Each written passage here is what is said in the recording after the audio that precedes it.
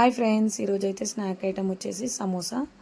సమోసా తినేటప్పుడు బాగుంటుంది, కానీ చేసేటప్పుడు ఎంత కష్టం ఉంటుందని అయితే ఇప్పుడు అర్థమైపోయింది. సమోసా చేయడం అంత ఈజీ కాదనమాట. ఏం లేదండి, మైదా పిండిని అయితే తీసేసుకొని అందులో కొద్దిగా సాల్ట్, అలాగే కొద్దిగా నూనె, వాటర్, తగినన్ని వాటర్ అయితే వేసి మంచిగా పిండిని అయితే మెత్తగా కలుపుకోవాలండి. ఇక్కడ చూపిస్తున్న విధంగా పిండిని అయితే మెత్తగా పిసికేసి పక్కన పెట్టుకోవాలన్నమాట. ఇలా ఫైనల్గా పిండి అయితే రెడీ అయిపోతుందండి. ఇక దీన్ని ఇప్పుడు పక్కన పెట్టేసి ఇంకా నెక్స్ట్ ప్రాసెస్లోకి వెళ్ళిపోదాం అనమాట మనము. సో ఇప్పుడైతే నేను స్వీట్ కార్న్ ఉడకబెట్టేసుకున్నానండి.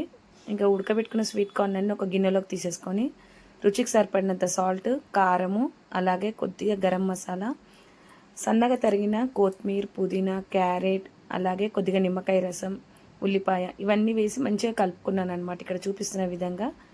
ఇక్కడ చూపించేటప్పుడు మాత్రం చాలా ఫాస్ట్గా అయిపోతుందండి, కానీ చేసేటప్పుడు మాత్రం చాలా అంటే చాలా టైం పట్టిందండి. ఇంకా ఇంత చేశాక మనిషికి ఒక 4-5 అయితే రావాలి కదండి. ఫైనల్గా అయితే మన మిక్చర్ అయితే రెడీ అయిపోయిందండి. దీన్ని అయితే పక్కన పెట్టేసుకున్నాం.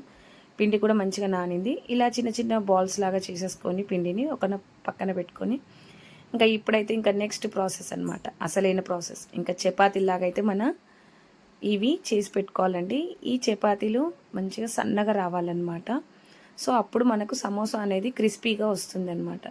సో ఇక్కడ చూపిస్తున్న విధంగా రౌండ్గా అయితే మన చపాతీని చేసి పెట్టుకున్నాం. ఇలా అన్ని చపాతీని చేసుకొని పెంక వేడైనాక జస్ట్ అలా వేసి ఇలా తీసేయాలండి. ఎక్కువగా ఫ్రై చేయకూడదు చపాతీని, జస్ట్ కొంచెం వేడి తగిలితే చాలండి. ఇంకా సమోసాని క్లోజ్ చేయడానికి అయితే గమ్ లాంటిది ఇది ఒకటి చేయాలండి. ఏంటంటే మైదా పిండిలో కొద్దిగా వాటర్ వేసి దీని అయితే పేస్ట్లా చేసేసుకోవాలన్నమాట. సో ఇప్పుడు మనం కాల్చుకున్న చపాతీని అయితే మన సమోసా షేప్కి అయితే తగినట్టుగా ఇలా అయితే తీసేసుకోవాలండి.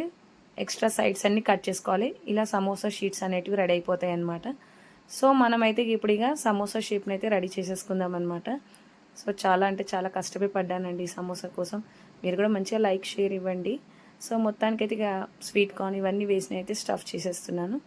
ఇంకా ఇప్పుడు అక్కడ క్లోజ్ చేసేటప్పుడు మనం ముందుగా తయారు చేసి పెట్టుకున్న గమ్ ఉంది కదండి, దాన్ని అయితే అంటించేస్తున్నాను. ఇలా అంటించేసి అయితే సమోసాని అయితే క్లోజ్ చేస్తున్నాను అనమాట. సో నేనైతే ఇక్కడ మీకు ఒకటే సమోసా చూపించానండి, కాకపోతే అన్ని సమోసాలు ఇలానే చేసి పెట్టుకున్నాను అనమాట. సో అది లెంతీ అయిపోతుందని చూపించలేను. ఇలా చేసి పక్కకు పెట్టుకుని ఒక కడాయి పెట్టి ఆయిల్ డీప్ ఫ్రై చేసుకున్నాక ఈ సమోసాలన్నీ అందులో వేసి ఇలా ఫైనల్గా అయితే ఫ్రై చేసి పక్కన పెట్టేసుకున్నాను. సో మొత్తానికైతే మన సమోసాలు అయితే రెడీ అయిపోయినాయి. ఇంకా ఈ వర్షాకాలంలో వేడివేడిగా సమోసా తింటూ ఎంజాయ్ చేయండి. చలికాలంలో కూడా పిల్లలు రాగానే స్కూల్ నుంచి ఇది చేసి